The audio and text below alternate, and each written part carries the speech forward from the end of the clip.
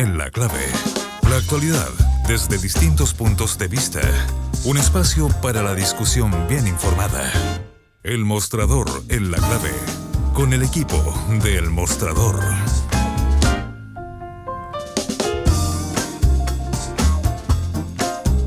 Estamos ya con El Mostrador en la clave. Está con nosotros Iván Weissman y Mirko Macari. ¿Cómo están? Buenos días a todos. Ustedes están riendo porque cuando hacen peluzadas, se ríen por todo lo...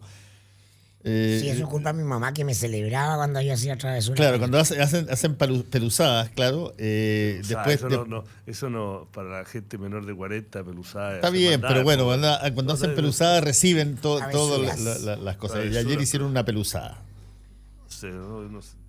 Yo me hago cargo, yo creo que no. Nosotros somos periodistas serios.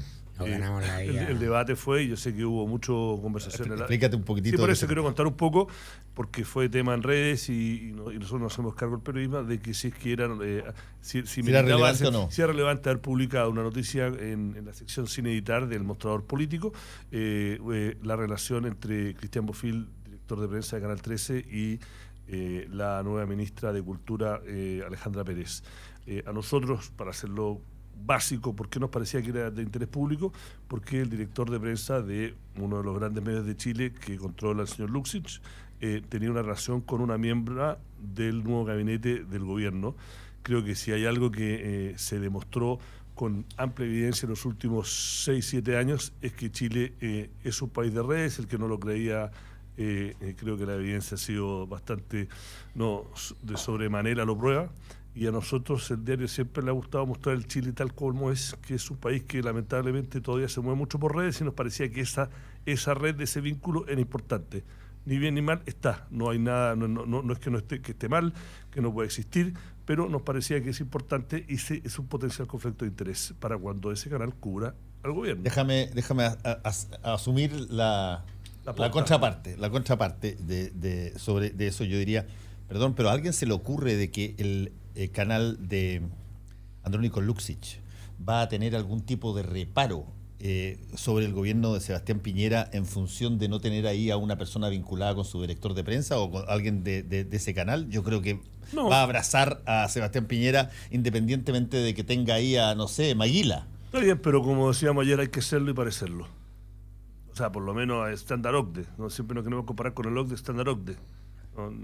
Nos parece que es tema a ver, no fue portada, pero fue nota y generó bastante ruido, de la gente lo cuestionaba, y esa es la explicación nuestra de por qué nos parecía que era noticia. A ver, es mucho más simple.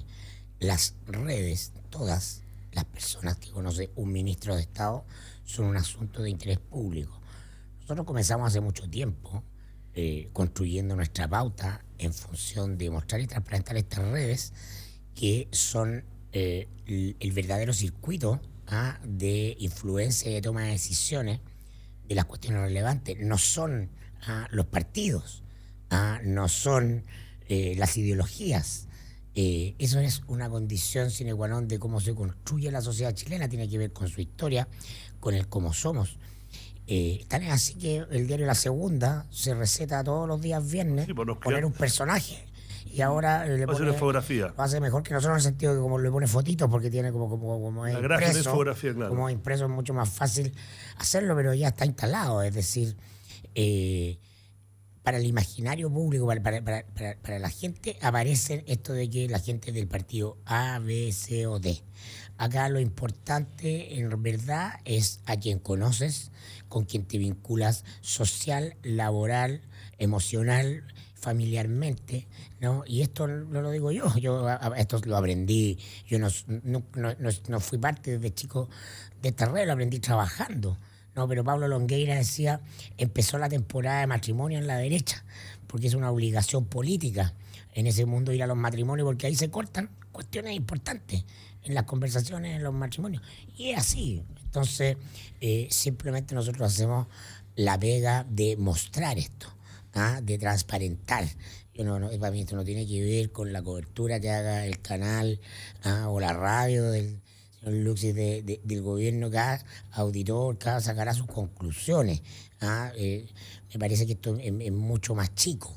Tiene que ver con una comprensión mucho más fina, una microfísica de cuestiones. Y de cómo funcionan los poderes fácticos en Chile, que obviamente el país ha cambiado mucho. Pues pero definición es fáctico, no es institucional. Lo institucional es un paso posterior a la factualidad. Es decir, la pregunta relevante es cómo llegó cada nombre que llegó a manos de Sebastián Piñera si es que no pertenecía a su círculo. Entonces ahí tú tienes que poner antecedentes sin sacar pero eso supone, no se supone de que en el caso de Alejandra Pérez, Cristian Bofill tuvo algo que ver en colocar ese nombre. No, yo no O sea, no tuvo nada que ver de nada. No tengo ningún antecedente de nada. Se trata de que la pega poner la relación, un hecho la causa. La pega de los... Bueno, bajo esa lógica, ¿por qué no publicamos las amantes, po? O los amantes. Sí, bueno, sí. Bueno, nosotros sí. En algunos casos es relevante. Para nosotros es relevante. Es relevante. Si las personas, si los amantes tienen que ver con el poder y con las redes, por supuesto que es relevante. Si no, en absoluto. O sea, yo me acuerdo no voy a mencionar los nombres porque la decisión de Dios fue no, pero había hace, ya se me olvida, 3 o 4 años, una historia que tuve que vivir en Estados Unidos en un diario americano absolutamente hubiese sido publicada. Era un tema era una persona pública, del sector privado, pero muy pública, y era un tema de amante, pero un tema que estaba en el que había una contradicción en su rol público con el rol que tenía como amante y cosas que él había hecho de forma pública. Es que eso me parece perfectamente yo algo pertinente. que en el diario que cualquier de hasta conservador de Estados Unidos esa sería una nota, ¿no? Y el diario dice no va a pasar ese Rubicon. No sé si ahora tomaremos la misma decisión. Eso me parece relevante y creo a ver, la propiedad. Ya que estamos hablando de temas primigenios, digamos, en materia periodística, convengamos una cosa que por lo menos creo que los tres podemos acordar, que básicamente de lo que se trata la información que se entrega al público es de aquello que se considera relevante, no necesariamente aquello que no se considera relevante. A mí me importa un bleo si es que el ministro A o B usa calzoncillos de color o todos blancos. Es absolutamente irrelevante. Sin embargo, si es que el ministro de Relaciones Exteriores, por ejemplo, tiene un affair con una persona, qué sé yo, que forma parte de la Cancillería boliviana, me parece, a mí por lo menos, importante transmitirlo, por muy privado que sea, porque tiene relevancia desde el punto de vista de lo que ese ministro tendrá que hacer respecto de las cosas. Hay una premisa pública que te dice los medios. Pero en esos casos no tiene ninguna relevancia. Por supuesto, así es. O sea, esto lo explica muy bien Carlos Peña, ¿no? Lo ha explicado públicamente en sus columnas, pero lo hace mejor y de manera más brillante en sus cursos. No se corre una distinción entre lo público, lo privado y lo íntimo. El umbral de privacidad de un sujeto común, ¿no? Es mucho más alto que el de aquel que ocupa un cargo de relevancia pública. Mayor es aún si ese cargo está vinculado a la confianza de los ciudadanos, como en el caso de un presidente electo y por cierto es un ministro, sin lugar a duda en el caso de los parlamentarios, en quienes se deposita la fe pública a través de los votos. El umbral de privacidad de estos sujetos es mucho menor. Ahora, todos ellos igual tienen derecho a la intimidad, entonces hay que saber distinguir entre intimidad y privacidad. Claro. Y ahí viene el tema del criterio, es decir, no es información relevante bajo ninguna circunstancia una foto del ministro del Interior leyendo el diario en el baño. Eso es intimidad. Y eso no tiene relevancia pública. Esto en Europa se ha discutido latamente. Ahí están las fotos de la prensa inglesa sobre la canciller Merkel, por ejemplo, ¿no? Que son de la industria de la entretención y la prensa rosa y no tienen ninguna relevancia pública, y la prensa alemana ha sido muy celosa en defender, ¿no?, que esas cuestiones son irrelevantes. Eso más que bien tiene que ver con el carácter de los británicos y con la lógica de esa industria que con un asunto de interés general. Pero el umbral de privacidad del ministro del Interior, de aquellas cosas que no deben ser expuestas públicamente, es mucho menor que el de un ciudadano de a pie. porque en él hay depositada una suerte de confianza pública, entonces está sujeto a la accountability de todos. Tenemos que saber, por ejemplo, no es irrelevante saber dónde tiene sus cuentas corrientes, y por eso que uno de los temas que vamos a tocar hoy día aquí en esta conversación son las famosas declaraciones de intereses. No porque tú presupongas que hay algo malo, sino porque todos tienen derecho a saber dónde tienes tus platas, para que el día de mañana no haya ninguna duda de que las decisiones que tomas en función de, se supone, el bien común, no tengan que ver con tu propio interés particular. No puedes como autoridad confundir ambas cosas, tu interés particular con el bien común.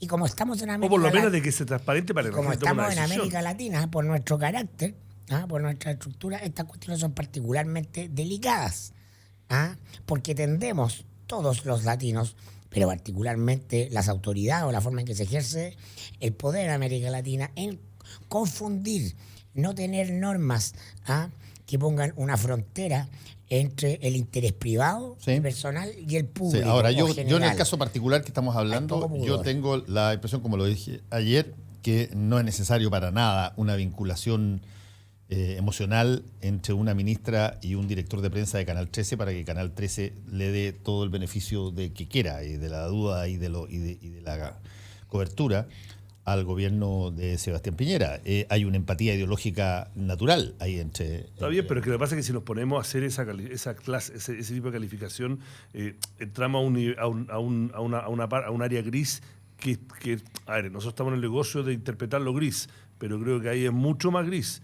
O sea, a mí me parece que no está ni bien, no está ni mal, pero me parece que es de interés público y se tiene que saber esa relación. Y no estamos hablando nuevamente, no estamos hablando del editor de un programa, estamos hablando del director de prensa del canal.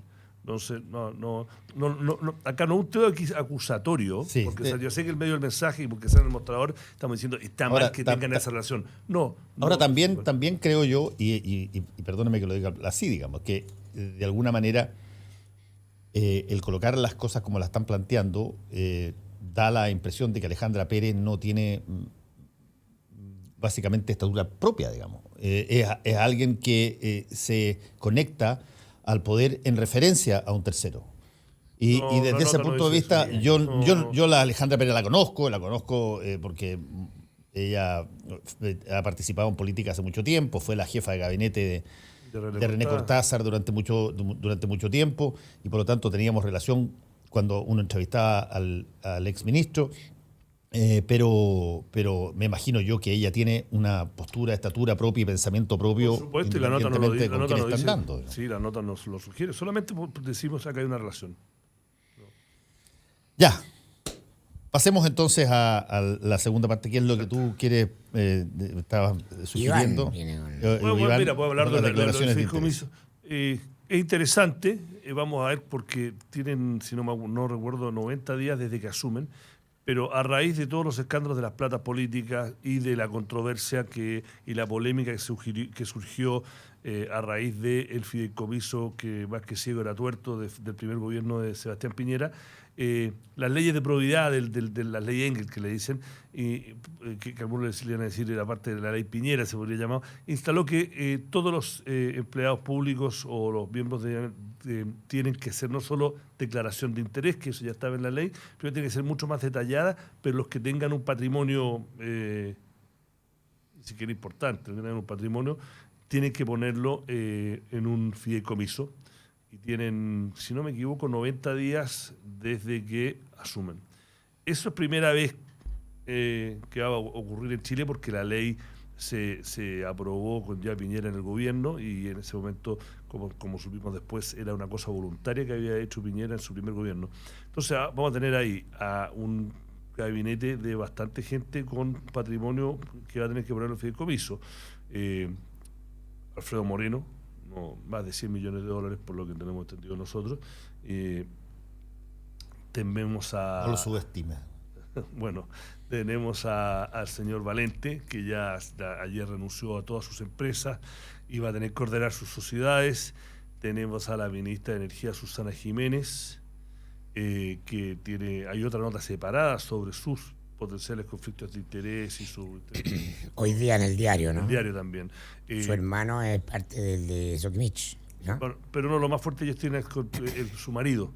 Su marido es una parte clave del Grupo Penta, estuvo formalizado por los forward de Platas Políticas, Marco Comparini, y son accionistas en una empresa de energía, una sociedad que se llama Energía Latina, creo que es el nombre de la empresa.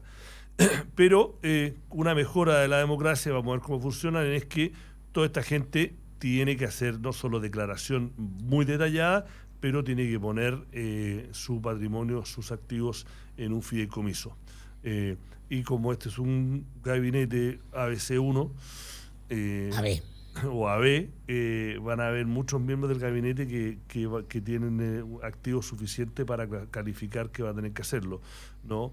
Ayer hubieron ya, nosotros y otros medios tenían bastante información de las diferentes sociedades que cada uno tenía, pero los claves ahí va a ser lo que hace. A ver, por ejemplo, Valente, que va a ser ministro de Economía, nosotros vamos a seguir, me imagino, muy detalladamente, tú estás en manos de Iván Weissman, pero conociéndolo no tengo duda que va a ser así, de cuál es la suerte que corren en el ámbito regulatorio con los proyectos de ley los clientes que hasta ahora ha tenido su consultora José Ramón Valente.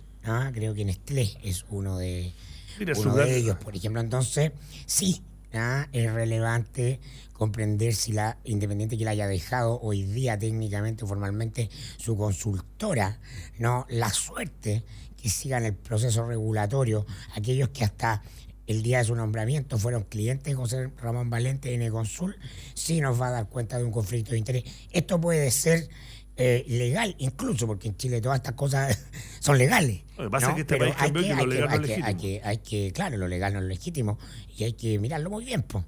Claro, el eConsult es una boutique, no tan boutique ahora, pero es una banca de inversión que hace finanzas corporativas, pero el Raúl va es que asesoran a muchas empresas cuando hay fusiones y adquisiciones o aumentos de capital y hacen evaluaciones. Son, por ejemplo, la gente que sigue más el mundo de finanzas, las reestructuraciones que ha hecho en ex Endesa, ahora en él, siempre necesitan evaluadores, entre comillas, independientes que vengan a analizar los activos para que los inversionistas crean que las cifras que le da la empresa de cuánto va a costar la operación no son reales. Son reales. Claro. ¿Por qué tenemos que hacerlo nosotros? Porque aquí operan las redes. Entonces, por ejemplo, los medios del grupo Copesa, de propiedad de don Álvaro Saguier, no van a fiscalizar, ¿no?, esta relación entre José Ramón Valente y sus no sabemos, eso creo que no clientes. Bueno, así no me parece. Es una premisa, por cierto, puedo ser desmentido, ojalá lo sea.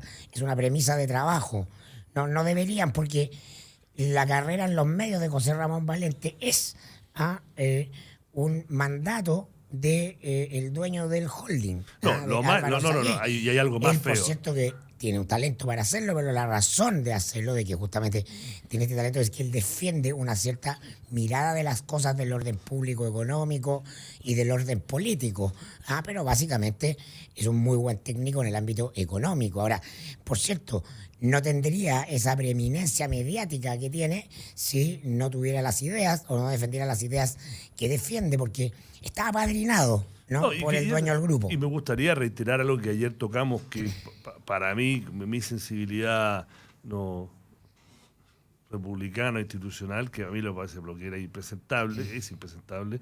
Y entiendo, me contactaron varios periodistas y ex periodistas de La Tercera ayer después de que lo dijimos acá en la radio, y estaba en una de las notas, que dijeron que no había parado esto en el 2015, que esto siguió, que había seguido, que era la reunión de los lunes en las oficinas de eConsult con José Ramón Valente, con Susana Jiménez y con Gerardo Varela, con los editores de negocios de La Tercera. O sea, si no hay un poder fáctico que eso es lo más que las redes son importantes y eso es relevante. Nosotros nos queremos dar, y me causa gracia, creo que se llama Ricardo Gem, como el ombudsman de la Tercera, cuando habla de esto, el defensor y habla de principios y cita al Columbia Journalism Review y cita los Pulitzer, cita al Pew, y como que estamos hablando ahora. Yo no me doy la molestia. Bueno, yo a veces los leo porque los domingos a veces tengo tiempo. Y entonces, pero ni siquiera transparentan cuando hacen una editorial en contra del CAE de que el dueño de su diario es dueño de Corbanca, o era, ¿no? Que era el que tiene la licitación del CAE, ni siquiera un pie de página. O sea, eso ni siquiera en Columbia, en la Universidad de Mississippi te lo enseñan. Y que los lunes se junten con 3 de los actores más importantes del mundo económico en Chile, los editores tengan que ir para allá. Ahí demostraban que incluso en una época que las notas más importantes había que mandárselas por mail a Álvaro Donoso, que era el jefe de research de Corbanca. Entonces, ese tipo de cosas nos hace país bananero, a pesar de que nos gusta, a pesar de que somos diferentes. Yo dificulto que haya un país que tolere, cada vez menos, afortunadamente, pero que tolere los conflictos de interés tanto como nosotros, en todo orden de cosas. Oye, pero hay gente que, y yo sé que tú conoces algunos, que me decían, oye, pero ¿por qué encuentras que eso está malo? Me decían. Por eso te estoy diciendo, no te estoy diciendo que se haga porque somos mentirosos patológicos, no, es porque no se advierte en un porcentaje altísimo el conflicto de interés como algo negativo. Te voy a poner un ejemplo, cuando Carlos Peña, que lo citamos tanto, cuando Carlos Peña hace una columna en el Mercurio, yo me acuerdo en esa vez, criticando la querella de la presidenta Bachelet contra la revista ¿Qué pasa? Él no coloca en ninguna parte, pero ni siquiera como asterisco ajeno, que es vicepresidente de CIPER, cuya mitad en ese entonces, o más de la mitad, era propiedad del dueño de ¿Qué pasa? Por supuesto. Esa es una cosa que si tú lo llevaras a Estados Unidos, ya que estamos hablando, o tú lo llevaras a otro país, pero no se dudaría en encontrar el asterisco que ella quiero reflejar aquí. O capaz que el editor, o en tu caso cuando eras director, lo dice, oye, ¿sabes qué? No toque ese tema porque lo que digas va a tener... Nosotros escribimos en su momento, porque no solo eso, Carlos Peña había hecho informes en derecho para el Grupo Luxich. En un caso que involucraba el Grupo Luxich por Banco Chile, que también es relevante, pues como abogado había hecho informe en derecho. No me acuerdo para qué lado, pero en un caso que involucraba el Grupo Luxich. A propósito de las redes, me escribe aquí un amigo cuya señora tiene un alto cargo en una empresa de comunicaciones y lobby. Las agencias de comunicaciones mandan a sus clientes perfil de cada cliente y los que lo hacen bien les mandan detalles de quiénes son sus amigos, parejas, redes, etcétera. Es decir, Fernando, es muy importante saber quién es quién, ¿ah? ¿Y en qué sentido? Pero lo que dice Fernández, yo quiero hacer hincapié porque es lo que yo sé que contigo lo hemos hablado muchas veces tomándonos una cerveza, que una de las cosas que a mí más me sorprendió de mi reinserción a Chile después de estos años fuera es lo que tú dijiste. La tolerancia de estos... Al conflicto de interés salvaje.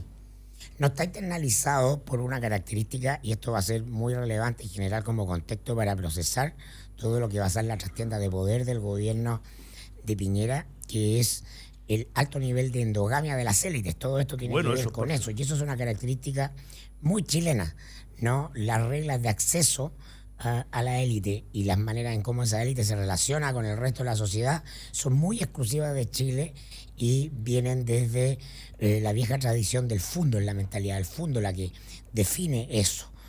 Entonces, es claro, para entrar a la élite, tú no entras a partir de tus méritos o entras a partir de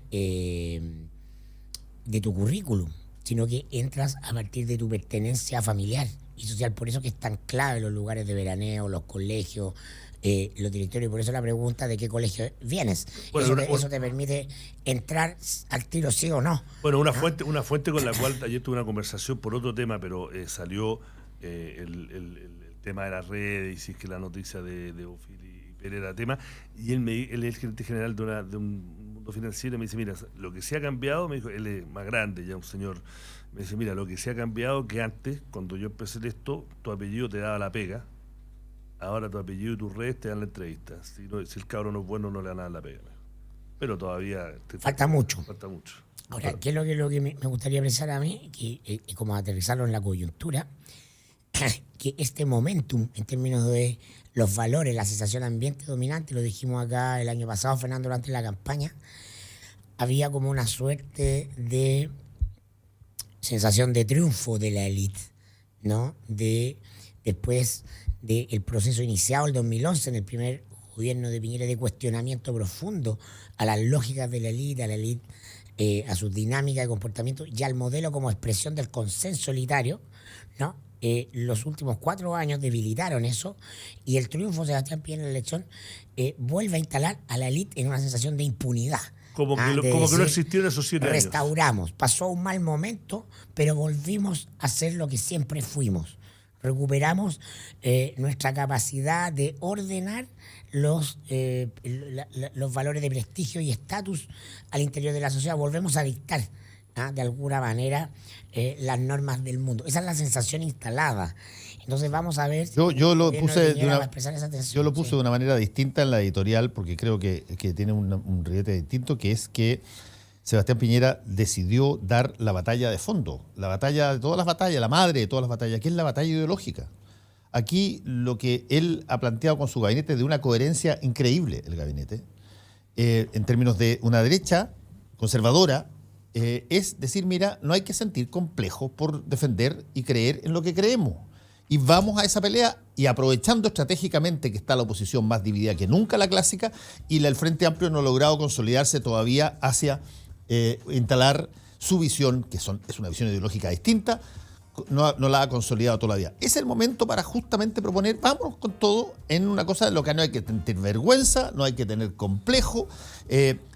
Pongo a Gerardo Varela en el Ministerio de Educación no para que deshaga lo que se hizo, sino que para que, si es que no se puede deshacer, por lo menos que ni un milímetro más se avance en esa dirección, y pongo eso en los muros.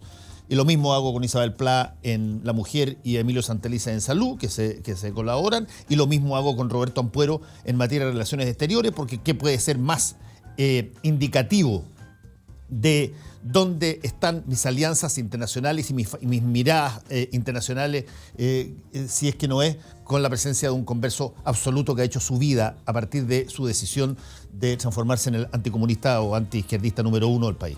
Y desde ese punto de vista, yo lo encuentro extraordinariamente honesto, intelectualmente, decir, vámonos a la pelea de fondo, ya hice lo que había que hacer para ganar, tuve que hablar de Elwin, tuve que hablar de Frei Montalva, pero ahora vamos a que el país se defina de una vez por todas. Eso, para ese análisis te dice, hay una sensación de poder.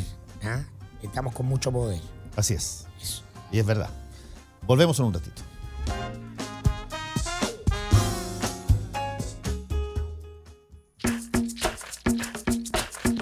Hora clave. 9 de la mañana, en punto. 92.9. Somos como tú. Somos la clave. Para hacer un buen negocio, necesita ser un gran anfitrión. Para organizar un seminario productivo, debe elegir el lugar correcto. Visite Hotel Los Nogales y compruebe que superaremos sus expectativas. 5 salones de hasta 300 personas con equipos audiovisuales, estacionamiento y Wi-Fi de alta calidad. Cotice en hotelnogales.cl o al 223-356958. A 2 cuadras del Metro Estación Los Leones. Hotel Nogales, Los Nogales 741 Providencia. Si tú eres de las que se preocupa de dar lo mejor a tu familia, la que da su receta por Facebook, la que da sin esperar nada a cambio, la que da ideas para el fin de semana, la que da consejos por WhatsApp, la que da orden y malcría, la que da permiso, la que da su hombro, la que da amor... Entonces, dale Manantial a tu familia, porque darles agua purificada les hace bien. Manantial no contiene cloro, es libre de sodio y es 100% pura. En Manantial despachamos gratis toda la pureza y frescura que merece tu familia. Contáctanos al 600-427-2200 o solicítalo en manantial.com. Manantial es vida.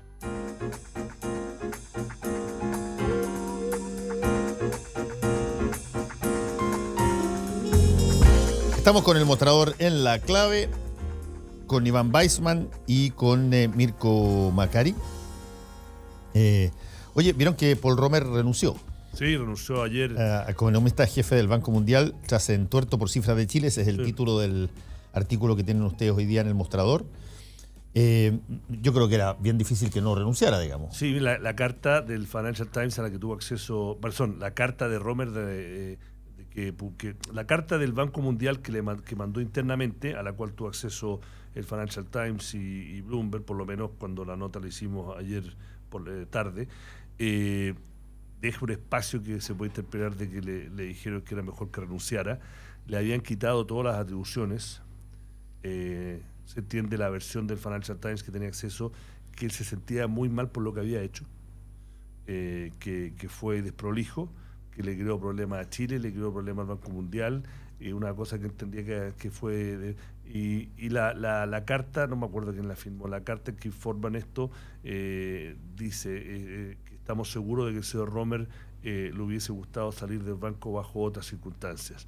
Que lo deja abierto si le dijeron mejor que renuncie o te vamos a echar, pero claro, cuando ya te habían quitado todas las atribuciones, excepto el título de economista jefe del Banco Mundial, no te queda otra, ¿no? Ahora, Él se desdijo pensando que, la pregunta es, ¿él se desdijo pensando que desdiciéndose se podía quedar? ¿O ahora va a decir fuera del Banco Mundial lo que efectivamente piensa, que fue un error lo que señaló, o va a reafirmarlo? Vamos a ver, pues mira, este es un tipo que es un multimillonario porque él creó una aplicación de educación que usa la mayoría de las escuelas de posgrado de Economía y Administración de Estados Unidos y la vendió por mucha plata, ha sido economista, candidato a Nobel ya por años y asesor, y es un académico que tenía un muy buen sueldo, entonces no es que tiene que quedarse callado porque si el Banco Mundial no le paga la indemnización. Entonces yo tiendo a pensar como Mirko, que pasado un par de semanas va a contar su verdad. No, para que claro, di la entrevista y estaba drogado y quería decir esto porque me pagó Venezuela.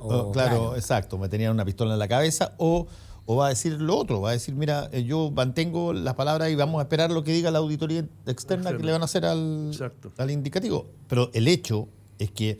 Duró un año, ¿ah? O sea, eso es inédito. Inédito, sí. Un año. El hecho es que fue muy rotundo. Yo duré un día como director de la Nación. ¿Verdad? 24 horas. No alcanzaste a ser nombrado. Para los que ahora escuchan, no alcanzaste a ser nombrado. Macari trabajó por 24 horas. Chadwick se dio cuenta antes de las 24 horas. Fui nombrado. Ah, sí. De ahí viene. Lucho Hermosilla se dio cuenta antes, llamó a Chadwick y le inventaron esto que yo había sido director del Plan B, que era mentira, porque nunca fui director. Pero da lo mismo, parte del juego. Bueno, ya, el asunto es que sobre el Banco Mundial va a haber que esperar, como se dice, tanto la auditoría externa como qué hace Romer ahora que está... Volvió a la Universidad de Nueva York como académico y haciendo asesorías, por lo que salió ayer, pero como digo, Romer era díscolo antes y no va a dejar de ser díscolo ahora, así que yo creo que va a dejar pasar un pequeño tiempo, capaz esperar... Y va a hacer las cosas que hacen los gringos, en este caso, que es saca libro y cobra $1,5 millones por los anticipos. Pero ya claro, ya contaba. Sí, yo sé, pero igual, y saca libro sobre, qué sé yo, mi año en el World Bank. Pero lo curioso es que esta historia hizo ruido, mucho ruido en Europa, en los medios, obviamente hizo ruido en Sudamérica, en algunos medios, y hizo ruido en el mundo académico y económico de Estados Unidos, pero ya en el mundo más laico en Estados Unidos no lo pescaron. La polémica. Ya. ¿Tienen algo más? Tenemos un montón de cosas. Podemos hablar de Susana Jiménez, ¿no? ¿O podemos para ahí un teléfono? Sí, tenemos a Pablo Collá al teléfono para el tema de los conflictos de interés. Ya pues. De Ciudadano Inteligente. Pablo Collá, de Ciudadano Inteligente, está con nosotros. Pablo, ¿cómo estás? Bien, gracias. Buenos días. Bueno, tu organización de hace algún tiempo también está abocada no solamente a todo lo que tiene que ver con las elecciones prácticamente, sino que también con los nombramientos y siguen de cerca a quienes son nombrados en las funciones públicas. ¿Qué tal se vio eso de acuerdo al gabinete enunciado el martes? Bien, bueno, interesante. Una vez más, uno de los temas que nosotros hemos venido trabajando tiene que ver con pues todas las cuestiones asociadas a los conflictos de interés, a tráficos de influencias. Incluso hace algunos años hicimos una plataforma que se llamaba Inspector de Intereses, en el que tratábamos de alinear las declaraciones de los parlamentarios con las agendas legislativas y tratar de identificar potenciales conflictos de interés. Siempre cuando viene la asignación de un nuevo gabinete, se abren esas preguntas, ¿no? Bueno, ¿cuál es el historial de los personajes que llegan? Y tratar de identificar pues un poco su trayectoria y cómo esa trayectoria seguramente va a afectar su rol en algún ministerio, y si existen incluso algunos potenciales conflictos de interés que pudiéramos tener que sacar a la luz y estar atentos, ¿no? Que exista un potencial conflicto de interés no significa que eso necesariamente afecte, pero se tiene que abrir, se tiene que exponer y tenemos que estar atentos todas y todos a lo que pueda suceder. Entonces, ahora viene esta oportunidad de estudiar estos perfiles a profundidad, conocer sus declaraciones y estar atentos, ¿no? Para poder hacer una buena Contraloría Ciudadana. Hola Pablo, ¿qué tal? ¿Cómo estás? Te habla Mirko Macari. Hola, Oye, a propósito, justamente hoy día en el Mostrador, Macarena Segovia escribe una nota que da cuenta de la participación del ministro de Educación, Gerardo Varela, en una ATE. Las ATEs son una estructura institucional creada por la ley CEP el 2008, a través de la cual con recursos públicos se presta asesoría con fines de lucro a colegios particulares subvencionados. Él participa en el directorio de una de estas... Está vinculado a la Universidad Católica. ATE, claro que es de la Universidad Católica, EducaUC, ¿no? Que es más que una ATE, pero también es una ATE. ¿No? ¿Cómo se ve, cómo se podría ver desde un país OCDE, ¿no? Que el gato esté a cargo de la carnicería, o es una exageración mirarlo así? No, pues bueno, digo, después de lo que hemos visto en Estados Unidos, ya siempre se empiezan a modular estas cuestiones del país OCDE, pero hace un tiempo, sin duda diríamos que es muy poco de país OCDE ese tipo de cuestiones, ¿no? Encontrar estos vínculos tan claros y tan específicos, que además lo que hacen es de alguna manera mandar un mensaje, ¿no? Yo creo que es un mensaje que tiene que ver con, bueno, pues si este tipo de entidades que tienen estas características y estos objetivos, pues de ahí viene en eso forma parte la persona, pues claramente es una forma de conocer parte de su enfoque al respecto, ¿no? Entonces, sí, o sea, uno quisiera que hubiera una total autonomía o que exista una trayectoria puntualmente virtuosa, ¿no? Alrededor del tema de educación, de una educación que sea justamente, pues, cercana a lo que al menos el candidato planteó durante su campaña, y no estas cuestiones. Vamos a ver de qué manera lo maneja, y seguramente ante estos pronunciamientos que ustedes hacen en el Mostrador, pues esperemos que haya algún tipo de respuesta y reacción de parte de ellos. Porque una cosa son las ideas de la persona, que son todas legítimas, no es lo que está cuestionado, sino que es un dato, ¿no? Y por eso se habla de conflictos de interés. Profitado de una institución que genera recursos a partir de una cuestión que está hoy día políticamente cuestionada. Hasta dónde, por el resultado de la misma elección, vamos a ver, ¿no? Que es lucrar con platas públicas, ¿no? Cuando lo que estamos pensando que es el horizonte de lo bueno es que justamente saquemos, ¿no?, el negocio del ámbito de la educación. Bueno, se tiene que salir. Yo creo que ahí, por ejemplo, ese es el tipo de cosas que, analizando el historial anterior en el gobierno de Piñera, bueno, justamente salieron a flote varias de estas cuestiones, ¿no? Bueno, sí, no lo hicimos, pero porque no lo mandataba la ley, ¿no? Y en esas cuestiones, pues un poco lo que quisiéramos observar para este nuevo gabinete y para este nuevo gobierno es que, pues no solamente se apeguen puntualísimamente a lo especificado en la ley, sino que vayan un paso más adelante, ¿no? Que cuiden estas cuestiones que no solamente son legales, sino que son moralmente valiosas, que tienen un grado de ética, pues, que tiene que ver con el cuidado de la función pública, ¿no? Entonces yo quisiera ver, ¿no? Justamente acciones asociadas a estos encargos, y que venga la persona y diga, bueno, yo me libero de toda responsabilidad en estas características, me salgo de cualquier tipo de directorio, sociedad, etcétera, que pudiera tener un vínculo, y que pueda manifestar en sus planes, pues justamente una independencia de estos temas. A ver, si estuve en una sociedad que estuvo lucrando continuamente en estos temas,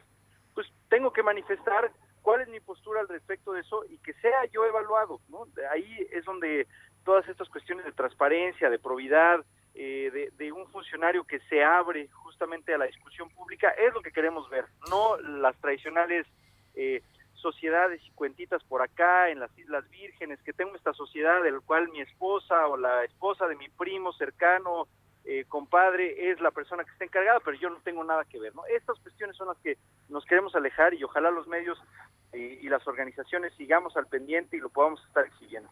Pablo, Iván, también del Mostrador, Una pregunta, ¿ustedes van a estar monitoreando, porque ustedes fueron activos en escribir y hacer parte del debate público de la ley, las leyes de probidad que se aprobaron durante el gobierno de Michelle Bachelet, o la ley Engel?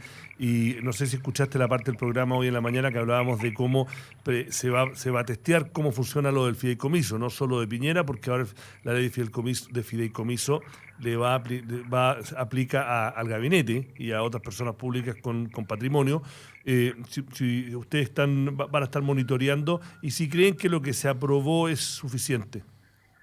Bueno, es un primer paso. Nosotros sin duda vamos a estar monitoreando y vamos a estar, pues algo de lo que sucedió en estos últimos 3 años en lo particular fue que se abrieron muchos nuevos frentes en materia de probidad y transparencia, ¿no? Que tienen que ver con la nueva ley electoral, financiamiento de la política, obviamente toda la cuestión asociada a temas de probidad. Entonces, son leyes que estuvieron en su primer ejercicio, como de empezarlas a poner sobre la mesa, y ahora, bueno, se van a presentar con un nuevo gabinete con un nuevo gobierno que no necesariamente es quien estuvo a favor o que las impulsó como una agenda propia. Entonces, seguramente ahí es donde vamos a estar poniendo a prueba todos los huecos o potenciales faltas y carencias que tengan esas leyes. Sin duda, es una primera versión de lo que tenemos, todo lo asociado a la Comisión Engel.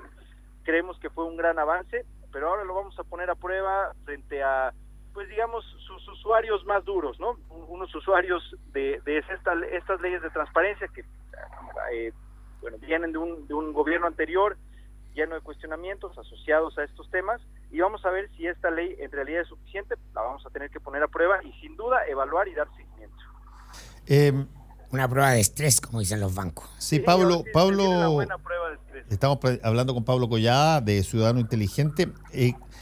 ¿Hay algún tipo de mínimo donde para esto? Porque también de pronto aparece como ilógico de que se generen todo tipo de vinculaciones a partir de cualquier tipo de relación. ¿Cuáles son las relaciones que tú llamarías en términos de conflicto de interés son aquellas que deben preocupar versus otras que eventualmente puedan darse por razones que son ajenas incluso a la propia persona, como familiares o algún tipo o raciales o religiosas, digamos? ¿Cuáles son las cosas que sí dependen de que uno eventualmente pueda aceptar o no aceptar un cargo? Bueno, es una de las grandes preguntas. La verdad, no hay ninguna ley o requerimiento que sea absolutamente a prueba de balas, ¿no? Siempre va a haber maneras, y lo hemos visto en repetidas ocasiones, maneras de darle un poquito la vuelta por medio de un tercer asociado, compadre de mi vecino, ¿no? Y que podría suceder que por ahí exista una fuga, ¿no? o una ejecución de estos conflictos de interés. Entonces ahí, obviamente, siempre tenemos que apelar a la probidad, ¿no? Y al sentido de ética del funcionario, ¿no? Y yo creo que ahí ese es el tipo de cuestiones que luego, ante los cuestionamientos, existe este cobijo de no, pero yo estoy totalmente apegado a la ley. Sí, pero a veces la ley no es suficiente, y ahí el sentido crítico y el sentido común es de lo que más vale, ¿no? Y ese es el tipo de cuestiones que vienen siempre asociadas a la implementación de la ley. La ley puede tener 10 candados importantes, puede buscar que se transparenten relaciones de un primero, segundo, tercer grado, y sin embargo puede haber otro tipo de ejecuciones que sean truculentas. Entonces, en ese sentido, bueno, pues uno pensaría, y esa es parte de este beneficio que se le da a los funcionarios, a los nuevos gobiernos, y esta confianza que se les brinda, que lo asumen con toda responsabilidad, y que cualquier cuestión, más allá de la ley incluso, que pueda componer algún potencial conflicto, bueno, que se va a hacer transparente, y que en alguno de los casos, o que en un caso en el que no se haga transparente, que no se acepte el cargo. Lo vimos en el gobierno anterior, un funcionario, no me acuerdo en este momento su nombre, ustedes seguramente recordarán, que acepta un cargo y a los pocos días sale a la luz un conflicto de interés del tamaño del Estrecho de Gibraltar y tiene que salir del cargo. Y es como, a ver, por favor, ¿no? Que no hubo un sentido de autocrítica, de pensar que estas asesorías que se hicieron apenas conformaban un conflicto de interés, y ahí es donde uno espera ese sentido común, ese sentido crítico, y que puedan tener alturas de mira más allá de lo que la Bueno, han habido varios de esos casos en distintos gobiernos. En el propio gobierno del expresidente Piñera, cuando fue presidente, el ministro de Energía, Fernando Echeverría, duró, no sé si era Fernando, pero el ministro Echeverría en Energía duró 48 horas. Tenía una empresa constructora. Tenía una empresa constructora que hacía una serie de contactos ahí, y han habido otros, por cierto, en otros gobiernos también. Pero esto está mucho más sensible hoy día que antes, digamos. Probablemente Pablo está pensando en el ministro Insunza, Correcto. que duró un mes en el cargo de ministro de Express cuando salen a la luz También. sus asesorías como diputado, A las ¿no? mineras miembro de la también. Comisión de Minería, a las mineras del grupo Luxich. También, Y a otras. exactamente. Una asesoría permanente y otras. ¿Ah? Y yo me imagino que, Codelco. sí, yo me imagino que eso, que en su momento, repito, en su momento, y no hace mucho tiempo, era considerado irrelevante. Hoy día tiene, bueno, toda la relevancia de lo que estamos conversando, que duran las personas horas en el cargo porque se valora, si el propio presidente Piñera en algún momento dado creyó que podía ser presidente y ser simultáneamente dueño de Colo-Colo y de Chilevisión. Él no quiso hasta el final renunciar a eso, se lo tuvieron que pedir desde su propio sector, porque en ese entonces todavía no estaba tan asentado la idea del conflicto de interés como hoy día está asentado, y por lo tanto en el gobierno de Michelle Bachelet varias personas que fueron nombrados intendentes en un momento dado salieron a las pocas horas después de que se descubrieron una serie de conflictos de intereses, digamos. Bueno, lo que decía por las redes ayer también y en diferentes programas, de que los medios estaban siendo demasiado duros al inicio de que se formara el gabinete.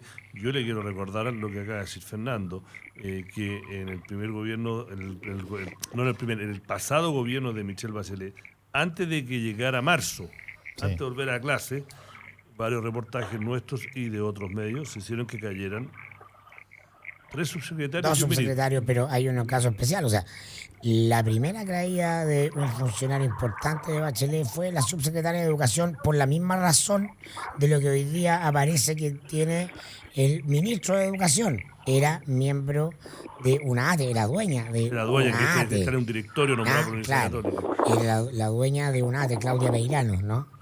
Sí, y en ese sentido, ahí me parece que es bien importante que exista una respuesta ante estos cuestionamientos de, ay, no, están siendo demasiado duros y apenas, o podrían ser demasiado duros y ni siquiera hemos empezado todavía.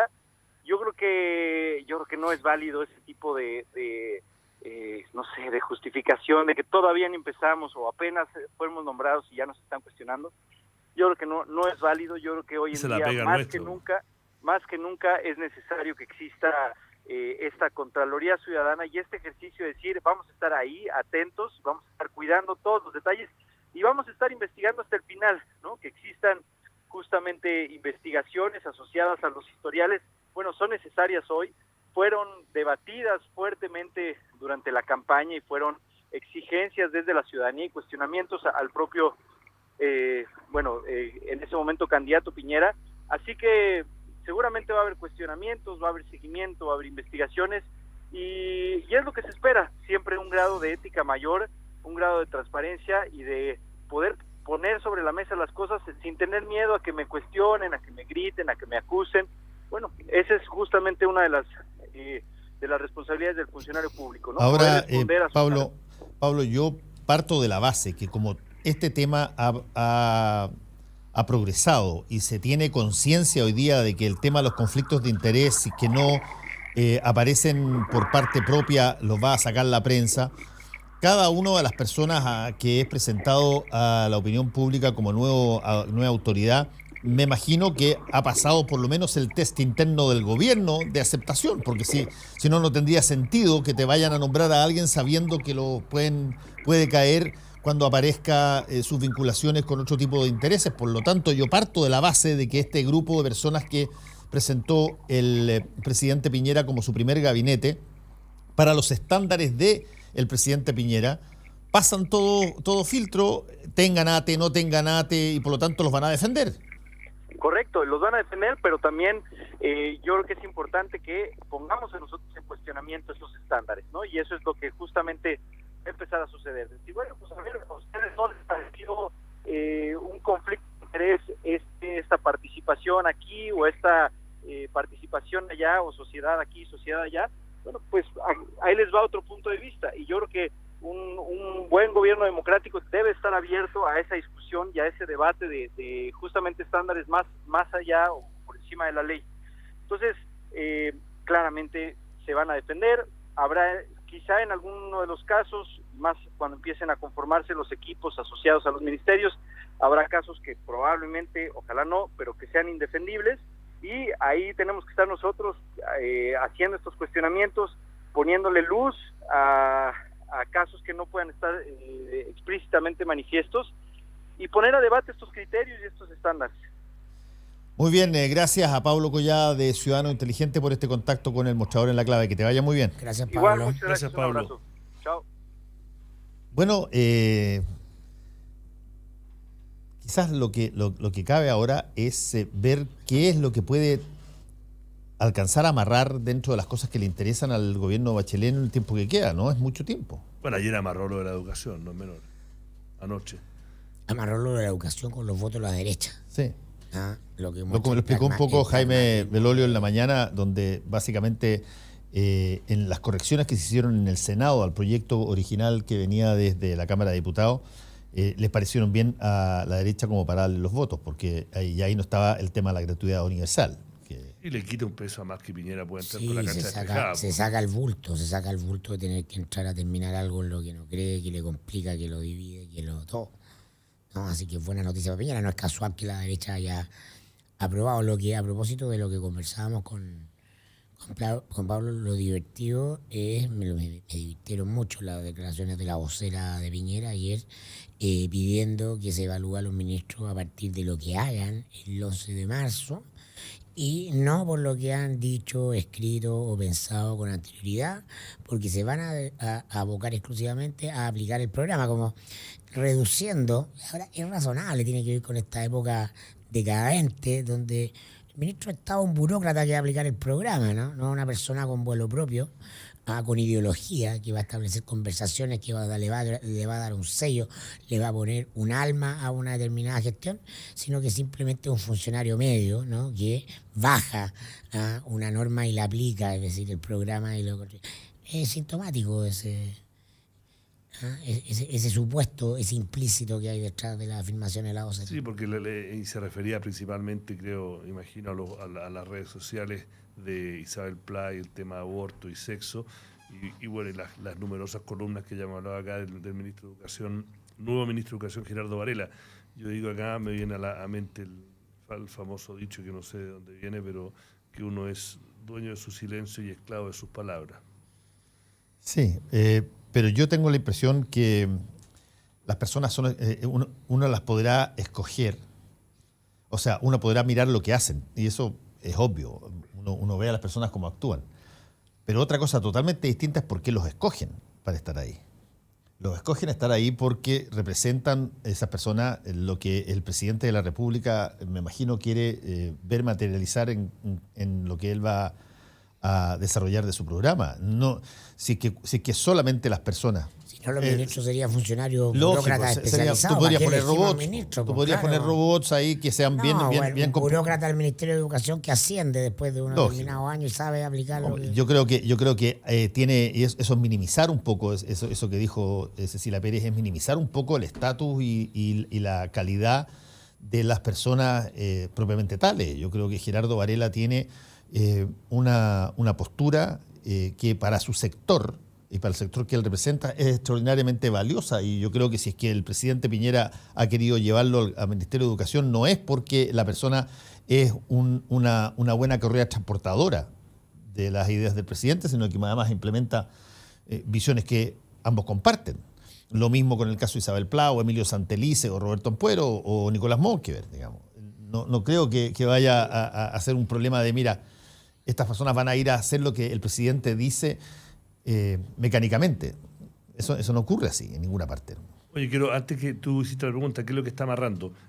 Ayer se terminó ya el debate de la reforma de las pensiones y quedó para marzo, que ahora el nuevo gobierno, y el gobierno, el entrante Piñera dijo, capaz que escuchó a Mirko acá en el programa, que van a hacer la reforma basada en lo que ya se aprobó en el Congreso, o sea, de la propuesta de Bachelet. Confirma de que el piso de la reforma es la base de lo que propuso este gobierno, y que Piñera en el segundo trimestre, o sea, sus primeros 3 meses de gobierno, le va a introducir los cambios en el Senado, que es donde ahora está la ley. Entonces puede ser que se aboquen a que sacar ese proyecto antes de septiembre. Que es lo políticamente razonable y es muy inteligente, porque eso impide que al menos una parte de la futura oposición rechace el proyecto, porque te van a decir, oye, este es el proyecto de Bachelet mejorado, no es otro proyecto.